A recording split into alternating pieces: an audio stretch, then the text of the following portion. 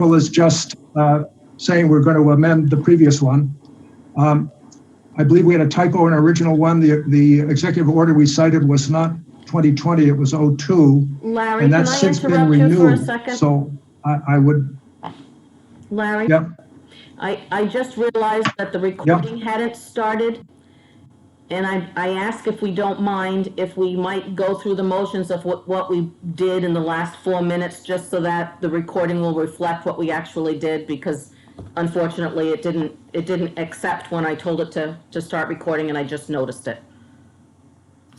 So what is missed? Are you recording now? No, you want me to start? You want me to start over with my motion, Carol? No, I'm going to start and read from the beginning what has happened, so that those that are seeing this now will know what just occurred. The meeting was opened at 4 p.m. by Councilor Mushin. All 5 council members were reflected as being present through a roll call. The council president reviewed that he would like to see an extension to the declaration of emergency and ordinance as proposed to be extended by 60 days. Paul Golembeski asked what the 60-day period would be. The clerk answered July 29th. Motion was made by Councilor Golembeski and seconded by Councilor Mataronis. And now we are at a point where Councilor Anderson is reviewing for us a proposal for how to amend that draft or emergency ordinance. Thank you. Thank you. Councilor Anderson, would you continue? So I'm on. Thank you. So again, new preamble changes that I think are both typographical and updating it to the current executive order from the governor that we are in a sense prompted by to do our own emergency declaration. Other paragraphs remain the same. These paragraphs about the conditions, license holders, I didn't see any reason to change the first one, which was more general. However, our existing one is not in line with current executive orders as to the number of people who may gather. So I attempted to update it to today's circumstances, which may change within a week or two to some other number. And then here are the 2 main paragraphs that I proposed to alter, partly because since we adopted our previous executive emergency declaration, the governor's emergency executive orders with regard to read this to says all physical public meetings of town boards and committees are hereby suspended. Change of police, including but not limited to the town council, may conduct public meetings remotely in compliance with the conditions and guidelines set forth in the executive order in which she updated her original conditions with regard to open meetings. And as that executive order may be amended and or renewed. So my point is that previously, we really weren't meeting at all. Now we can meet, but not physically, and we're not restricted, nor are other boards, to essential purposes. We can do our regular business if we choose, as can other boards, and as many other communities are. So that's a proposal here. You'll see the last language I moved down to a new section. This is town hall business. Don't see any reason to change this. Here's the major difference in the previous declaration. I've tried to distinguish between the emergency powers that we're conveying to the council president and the powers that the council may continue to exercise. So if you bear with me, I'll read this almost to the end. I've borrowed some of this language from a Charlestown ordinance that they adopted an emergency order, so that's where this started from. It says, pursuant to emergency powers granted by the Rhode Island general laws and any other applicable provisions of state or local law, the town council president acting as local emergency management agency director, I cite our code, shall from time to time issue additional directives, orders, and recommendations as circumstances require, either written or verbal. In the event of time-sensitive town business, the town council president is hereby authorized to pay bills and handle day-to-day operations required. That's moved from the previous paragraph. But I add this: provided that the town council shall continue to meet pursuant to section 3 of this emergency declaration ordinance to exercise its customary responsibilities and activities as provided by home rule charter, town code, and state law. And finally, I propose to add this kind of language to our ordinance. Again, we're taking our cues from the governor. I agree with Bob that she's not likely to suspend the state of emergency, but in what we're proposing to do here. I'm wording this in such a way that our state of emergency would be suspended. So that's my proposal. I offer it for discussion. I frankly would prefer this version we adopted back in March. May I be heard? Richard Humphrey? Yes. Larry, a lot of terrific, great ideas. I just want to know, I think there's only going to be one council. Either it's Bob or it's the town council. I agree that our particular town, with Carol's guidance, has brought us, if you will, out of the wilderness and out of a out-and-out emergency.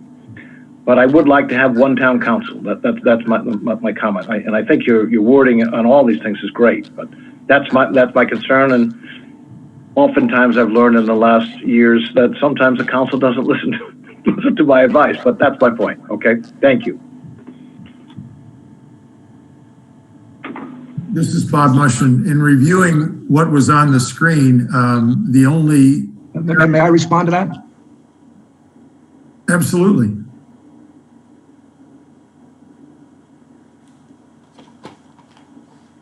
I think Larry has a, I didn't hear that, Bob. This is Larry Anderson. yeah. Yes, please respond. I'm not sure Larry can hear. Oh, am I out of steer somehow? Yeah, I think your internet might be having a problem. He did say you were. I think you're right.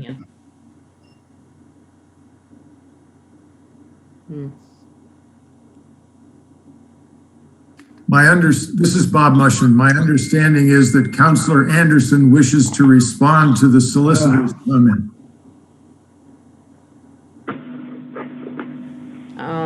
Yeah, can you hear me? Yep. Yes. Can you hear me now? Yeah. Something is funny going on with my. So I'm going to try to continue until someone tells me not to. I just do believe that the way that was framed by Dick as one town council, time has gone by. I think that Bob can retain emergency powers as necessary, but I do think the council can do its business in a responsible way without interfering in those. So if the council is out of business until July, I don't agree with that. May I respond to that? Larry, I'm glad you clarified that. I agree with you. I agree that the council can do its business, is going to do its business, but so long as Bob has the flexibility of for the next 13 days or whenever we next meet again, to act as with his emergency powers, that's fine by me. And if that's the intent, that's fine. Yeah, Larry Anderson again, and I'll let others speak. I do think that this proposal, he retains his emergency powers, but it also, I'm trying to affirm that I think the council can get back on a regular schedule of business, doing its business in regular meetings and doing our full business at meetings, our full regular business. There are emergency things that Bob may have to act to on any given day that we can't meet. I think the point of my resolution is to permit him to do that for the full extent of this period, up until July, maybe longer. But in the meantime, I do think, and this is no disrespect, I thank goodness that he's taken this weight on his shoulders on our behalf. But we have responsibilities too, as council members, to during this business period to work with him and support him, but also to exercise our own responsibilities. So I'll stop and let others speak. This is Bob Mushland. I have no problem with the proposed language in the form of an amendment to what we have. It corrects a number of things in addition to the main point that need correcting. And as to the main point, that is the assignment of responsibility, I'm fine with limiting the scope of that to those emergency actions that need to be taken. I would only point out that we have exercised, rather, the council has, in appointing the fire chief as the emergency management director. So there would need to be a bit of language tuning there to say, not as emergency management director, but rather those emergency actions requiring, however we might frame it. But I'm fine with that, and also returning to a schedule in which we are able to meet on a periodic, every twice a month basis in order to carry out the normal business of the council. Bob, Gary Mataronis here. So is it your intent to amend Paul's motion by adding Larry's wordage to it? Believe, just add it to what Paul's motion was? In response, that would be mine. I'd like to make sure that Councilors Golembeski and Moore have an opportunity to comment should they wish to. I don't have a problem leaving Paul's motion the way it is and adding Larry's verbiage to it, so. I'll move forward. I want to see if Andrew has comment too, though, but I'll move forward and amend my motion to include Larry's verbiage with the change for the emergency management, since it's the chief. The only question I have is, and this would be kind of towards the solicitor, I just don't want to tie your hands, Bob, if it's something that you need to do and all of a sudden, we got to pull a council meeting. Now we got to wait 48 hours. And I just don't want to tie your hands. That's my only concern in all the language. Richard Humphrey speaking in regards to Paul. I think I'll kind of leave this to Larry when the thing's getting recrafted tomorrow. But I mean, something like that, I think Bob can do, and then the council will ratify it at the next scheduled meeting or something. You agree with that, Larry? Yeah, this is Larry Anderson again. I'm looking at I'm going to share my screen again. If it will cooperate with me. So this language here, here, and again, I would agree that this language about who's the emergency director needs to be cleaned up. The town council president, acting as issue additional directives, orders, and recommendations. I'm getting a funny internet. As circumstances require, either verbal or written. That's the purpose of that language, to give him regular, immediate discretion and authority to do what he's been doing. That is, issue directives and orders, written and verbal. This is explicitly authorized in this proposal. This is Bob Mushland. Perhaps we alter the words concerning emergency management agency director and the reference to town code, and substitute the state law requirements that have the chief executive officer having certain duties in accordance in emergencies, that sort of thing. So, something that ascribes to I'll call it the leading official of a town, the ability to act in emergencies in such and such a fashion, which was the origin of this resolution in the first place. So, Councilor Golembeski here. Well, this is Larry Anderson again.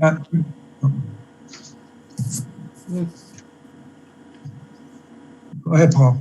Oh, okay. I was, no, I'll amend my motion to include Larry's language. So I guess I'm amending my motion for the amended document that Councilor Anderson has proposed, to go forward. And so that, yeah, that's it. I'm just amending my motion to Councilor Anderson's amendment. But his amendment has been amended for the emergency management part. All right. That is then your revised motion. You have rescinded your original motion and have substituted that motion? If that's the way it's got to go, sure. Is there a second to that motion? Gary Mataronis, I'll second it. The motion then has been made and seconded that the modifications to the original declaration of emergency and emergency ordinance description be modified as proposed by Councilor Anderson and then subsequently additionally revised slightly by this discussion. And the citation of state law is Rhode Island General Law 30-15-12B, which states the chief executive officer has the powers and duties with respect to emergency management within his or her city or town, similar to those of the government on the state level, not inconsistent with other provisions of law. So I think that covers that as a substitute phrase for what has been proposed by Councilor Anderson in paragraph 5. That then, Mention that Councilor Anderson has his hand up to speak. Oh, I didn't mean to. I didn't mean to have my hand up. It is up. All right, I'll ignore it. that then is the motion before us for consideration. Are you ready to vote? Is there any counselor who wishes to speak? Yeah, this is Councilman Andrew Moore. I just want to say overall, I think Larry's amendments to the original declaration do a great job taking into account all the different executive orders that have been issued over the last 6 weeks. So thank you, Larry. Yep. Yeah. Well done. Are you ready to vote then? I will ask for a roll call of members as to their vote. Councilor Golembeski. Councilor Golembeski, aye. Councilor Mataronis. Aye. Councilor Anderson. Councilor Anderson, aye. Councilor Moore. Aye. And Councilor Mushin votes aye. 5 votes in favor. The motion passes.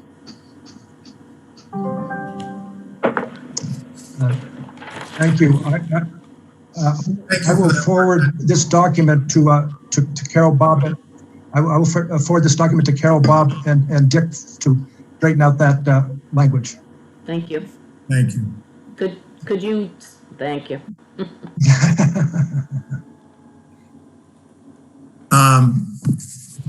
Then in light of that, I will revise what I said at the outset as to hearing from you and then taking actions. I would like then to go to old business 2 and consider that proposal and subject that to a vote of the council.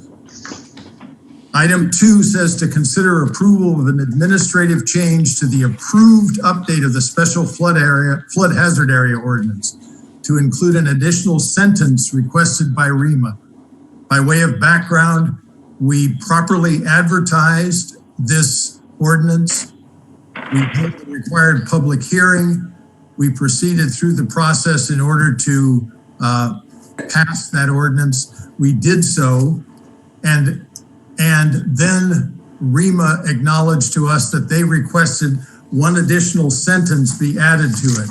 In the interest of making sure that adoption of this ordinance was not held up by an administrative action, we submitted this to the solicitor for his opinion, and that opinion was that this sentence change requested by REMA was administrative in nature and did not require full re-advertising of the document itself. The specific language that Rima has asked is that we insert a sentence that follows one of the sections in which the carrying an alteration or relocation of a watercourse. And here's the quote: within 6 months, notify FEMA of changes in the base flood elevation by submitting technical or scientific data so insurance and floodplain management can be based on current data.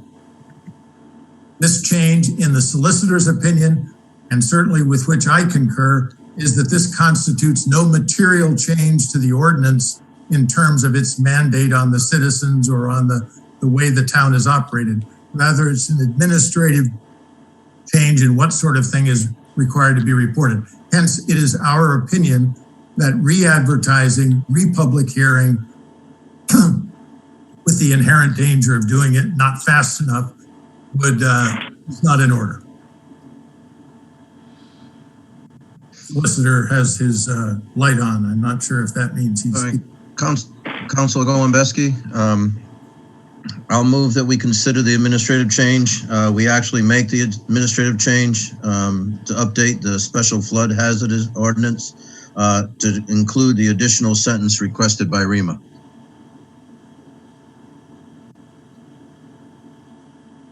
Is there a second to that motion? This is Councilor Anderson, I'll second it. The motion has been made and seconded to make the aforementioned administrative change to the ordinance. Is there any further discussion? I'll ask for a roll call vote on the proposed motion. Councilor Golembeski. Councilor Golembeski, aye. Councilor Mataronis. Councilor Mataronis, I'm going to vote against it because I believe I voted against the original ordinance because I just don't agree with the flood elevation levels down here at Secana Point. Councilor Anderson. Councilor Anderson votes aye. Moore. Aye. Councilor Mushin votes aye. We've been trying to reach you. Somebody's phone's ringing. That's me. The motion then carries on a vote of 4-1. The next item of business is to consider options for alternative means of conducting the annual financial town meeting and/or options for legislative relief due to COVID-19 healthcare crisis limitations.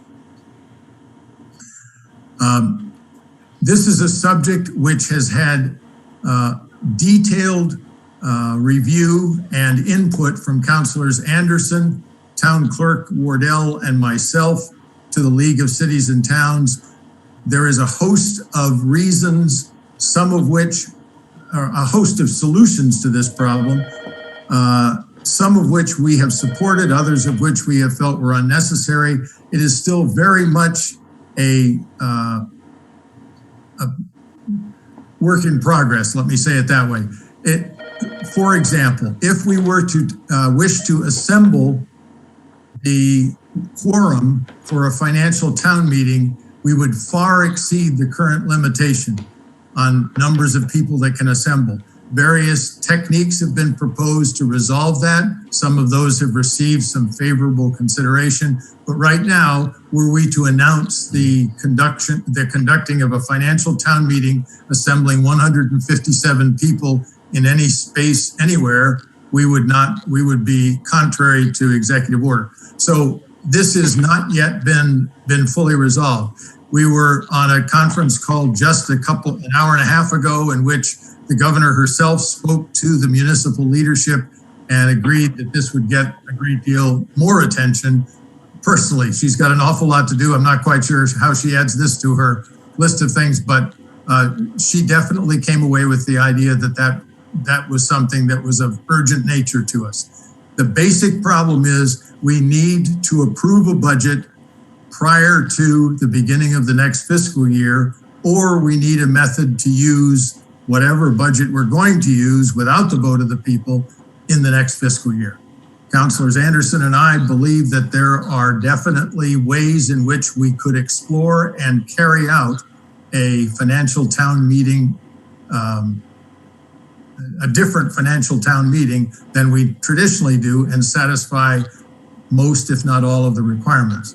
We're not there yet, and the only thing that is apparent is that we cannot now conduct the financial town meeting on May 19th.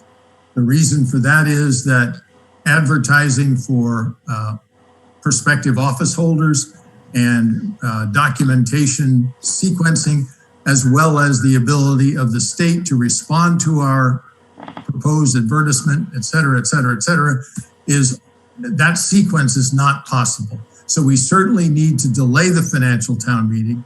I personally will be working diligently to attempt to have it prior to the beginning of the new fiscal year. But we may find that even that is not possible. I'll take a breath. The town moderator would like to speak. Recognizing the town moderator. Thank you. Good afternoon. We spoke about this, I think it was last week, and I think, at least from my perspective, in my opinion, remains the same. I don't think there's any urgency to have the meeting as it was originally scheduled. We to Bob's point, we've got until July 1 for the new fiscal year.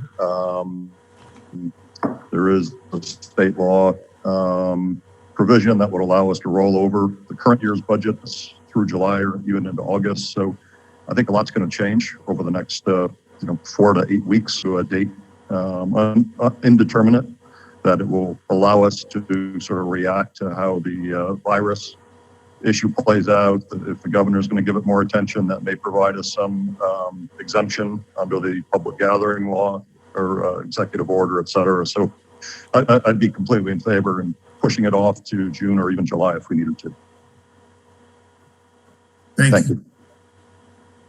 This is Councilmember Larry Anderson. Again, I think Bob, you did a good job summing up where we are, and in light of that conference call both you and I listened in on earlier was quite dense. There was quite a lot of information in that call in an hour, listening to all the different communities' concerns. Every community has its own concerns, so there's not a one-size-fits-all answer to this. At our last meeting, Scott suggested postponing. I did. I had later talked with Solicitor Humphrey. We had a good conversation about this. He had come up with the resolution Barrington adopted to postpone its. I have a draft one. If you want to see it, I can propose it.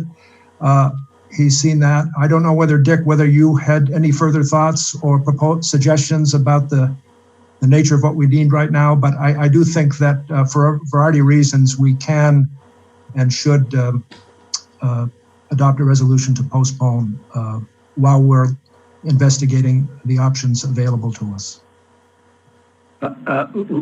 Richard Humphrey speaking. Larry, I agree with you. We did have some very good information between the Morrison model, the Anderson model, and the Humphrey model, and we'll be able to get it done. But let me be quick here. We should postpone the May 19th meeting. That's one, and we should do it in quite simple fashion. But two, I'm going to send down to Bob, and I'll actually text him a picture of it, a letter to the governor, because I think Little Compton can be the pioneer in this, in that if, I think my math may be wrong, Bob thinks it's 157 people for a quorum, I think it's 154, but who cares? It's somewhere around that. Neither of us knows the number of registered voters, but the clerk does.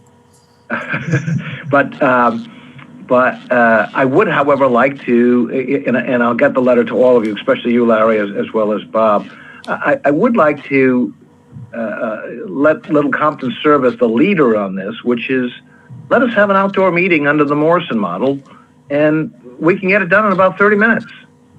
But That's my thoughts. But again, back to the point, we should continue the financial town meeting date. Bob, Gary Mataronis. You and I spoke. I also spoke with Scott Morrison. If we don't have, one of my concerns is even if we do have the amount of space required for social distancing, I'm not sure we're going to get a quorum because how many people are going to, unless this COVID-19 really subsides, you know, we have an elderly population. I'm not sure how many of that elderly population is going to want to come out to a financial town meeting.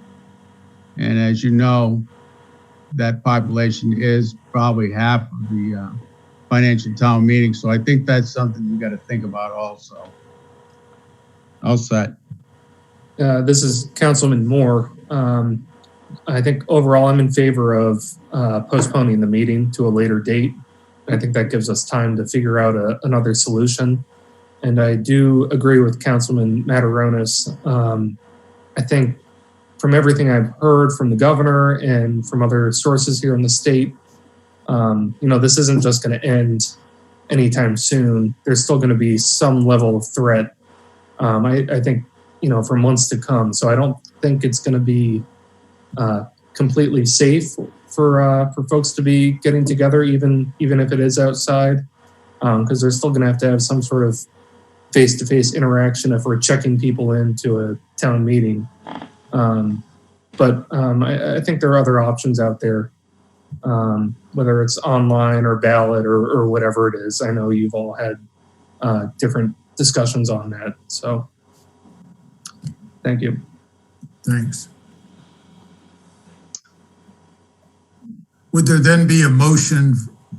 I would solicit a motion that postpones the May 19th scheduled financial town meeting to a future date to be determined. Would someone make that motion? I'll move that.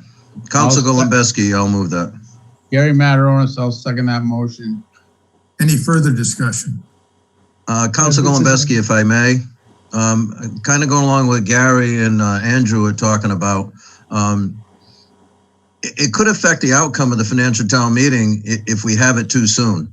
Only because I used to be the youngest guy on the council, but Andrew knocked me out of that slot. So there's a lot of different attitudes and different people in different age brackets. And since we have, out of the 39 cities and towns, the most senior population, I'm leery about what the cross section of the public voting would be. And again, I support the delay of the meeting until a future time. Councilmember Anderson, Bob, that was a fairly simple and straightforward motion. Does Dick think that that's sufficient? We have the power under the charter to set the date. We're supposed to set it for May. It's fine with me just to postpone it to a date to be determined if Dick and you think that's sufficient. I have a more complicated one prepared, but I'm not going to dare show it if others think that's a sufficient motion. No, Larry, I think it is sufficient, and we don't need to make it between you and I. We make a lot of things sometimes more complex than we do. So yeah, just postpone it. Okay, good. Are you ready to vote? Councilor Golembeski, how do you vote? Council Golembeski, aye. Councilor Mataronis. Aye. Councilor Anderson. Councilor Anderson, aye. Councilor Moore. Councilor Moore, aye. Councilor Mushin votes aye. 5-0 in favor. The motion carries. Thank you. The item of new business is the following. I'd like to consider approval of an offer of employment to the second firefighter EMT candidate that was approved by the town council at its most recent interviews. As you may remember, we gave authority to the fire chief to propose an offer of employment to the candidate that we did select, candidate Turner, and we also authorized him to propose to offer that were the candidate unable to accept it, I'll get it right, firefighter EMT candidate Bodnards. And the fire chief has determined that that candidate is available, is willing to serve. Why do I ask that we hire that person now? As you know, we have moved forward with a 9th firefighter in the next fiscal year. Were we to wait until July 1st to make the proposal, the likelihood is that the candidate would find a job somewhere else, that we would be too late to get him into school, which he has to attend in Exeter, and it would therefore delay his arrival. Why is that important? Because at the moment, we're down 2 firefighters. One is on a long-term recovery from a medical procedure. We do expect him to return, but not until well into the next fiscal year. And the other is the departure of a firefighter for which we lost another slot. So at the moment, we are filling our roster with 7 active firefighters and 1 part-time firefighter. That part-timer is, and I see the chief is with us, so I'll ask that he correct me if I'm mistaken in any of these, or the administrator. But we are at the moment able to man with no excess the roster. By hiring our 9th firefighter early, we will reduce the enormous use of overtime that has been precipitated by those 2 actions.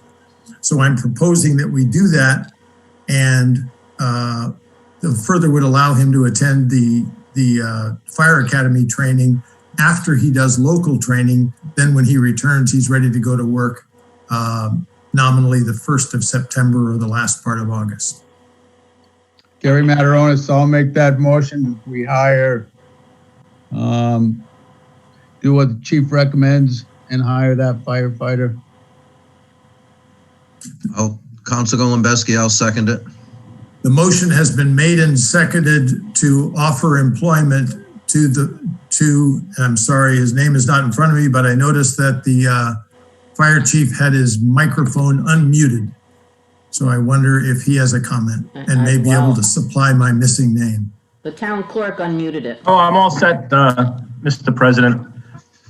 That we were able to get that candidate into the East Providence Fire Academy at the beginning of June. The state is hosting a class just for East Providence because they have 20 plus candidates. If not, we'll have to wait till the beginning of September to get them into the academy. All right, thank you. That then is the motion. Are you ready to vote? Bob, Gary again. I think we should put the gentleman's name in so we'll know who we're hiring, if we can get that from Chief Petrin. Yes. John, oh, I'm sorry, Bob. John Benares. Okay, I'll amend my motion to include John Benares as the firefighter we're going to hire. Council Golembeski, I'll amend my second to that motion. The amended motion then has clarified the name of the candidate. I'll accept that as being the original motion unless there's an issue with that. Hearing none, the motion then carries on a vote of Could 5 to you 0. roll call for me? Bob, could you do a roll call? The next item that we need to Bob? consider is when do we meet next? We would normally be scheduled to meet a week from today on the 7th of May. Bob, could I interrupt you for a moment? I don't believe you actually took a roll call on that last motion. Thank you. The motion before us is to hire the aforementioned John B. and to attend class and then become our 9th firefighter. Councilor Golembeski, how do you vote? Council Golembeski, aye. Councilor Mataronis. Council Mataronis, aye. Counselor Anderson, Councilor Anderson, aye. Counselor Moore, Counselor Moore, aye. Counselor Mushin votes aye. The vote is 5-0. The motion carries. Thank you for the correction. What date would you like to set for our next meeting?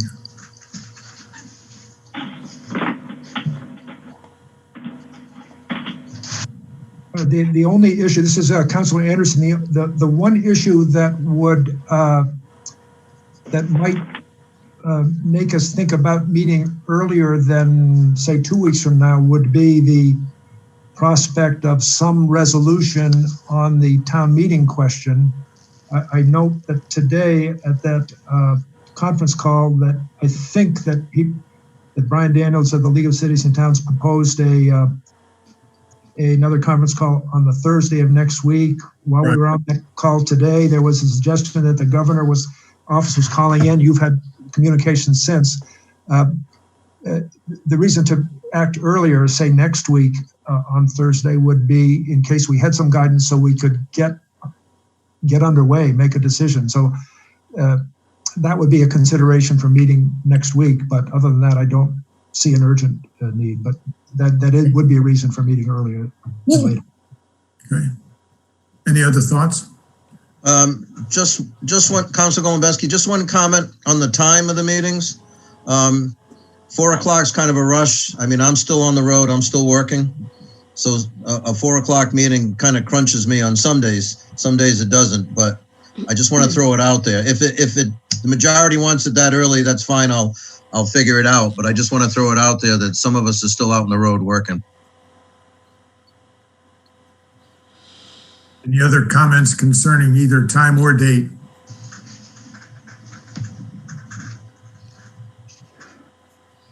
Councilor Mataronis here. Does it seem like we have anything pressing other than the financial town meeting? And if not, I would recommend that we get back on a regular council dates because that's what's been published for the year. And so anybody that looks at when the published dates of our council meetings, they will coincide. And as far as the meeting time, it doesn't matter to me. And same here, Councilman Moore. I'm open to any meeting time. Okay. May I entertain then a motion to meet on May 7th at 7 p.m. Bob, would that be our next scheduled posted meeting on the annual calendar? Yeah. Yes. Okay, that's fine. Gary, are you moving it or? Yeah, I'll move it. All right, I'll second it then. The motion has been made and seconded to meet next at 7 p.m. on May 7th, virtually. Further discussion. Yeah, can we decide what time so we can do it all in one motion, Bob? I believe I said 7. If I didn't, I meant to. Yeah, no, it was proposed at 7. Okay, then that'll be the motion. We meet back on our regular scheduled meeting days and at the regular scheduled meeting times at 7 o'clock. That way the general public is already aware of when we meet and what time we meet, so it'll be less confusion for the general public. Gary Mataronis, I'll make that motion. Excuse me, sir, that indeed was the motion, May 7th at 7 p.m. Okay. Yes. That was the motion that passed. That's the one I seconded anyway. Yeah, we do need a roll call. I should say that is the motion that I restated in accordance with various rules of order. However, once again, I have not yet called for a roll call. I will do that now. Councilor Golembeski, how do you vote? Councilor Golembeski, aye. Councilor Mataronis. Councilor Mataronis, aye. Councilor Anderson. Councilor Anderson, aye. And Councilor Moore. Councilor Moore, aye. Councilor Mushin votes aye. The motion carries. The vote is, the meeting then is set for a week from today at 7 p.m. via Zoom. any further business before us? I would declare then the meeting adjourned. Thank you all. Thank you. Thank you. Thank you.